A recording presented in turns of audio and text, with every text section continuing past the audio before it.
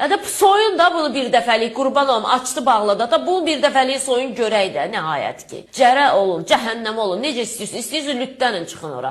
Onsuz da biz lütlənənləri alqışlamaqdan ötürü ürəyimiz gedir də. Günah nəfəsdə deyil ki.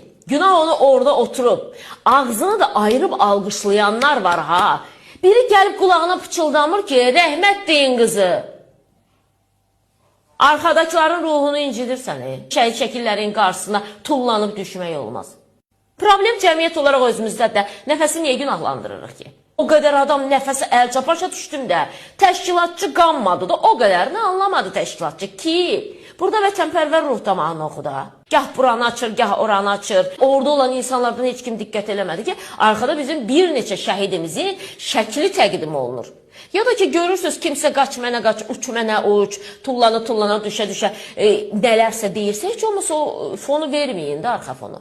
Nəfəs fərqində deyilmi arxa fonda göstərilən şəhid şəkillərinin? Şəhid şəkillərinin qarşısında göbək oynatmaq, sinə oynatmaq, nə bilim belə, üzr istəyirəm amma burcuda oynamağı nə zaman dəb kimi gətirmişik?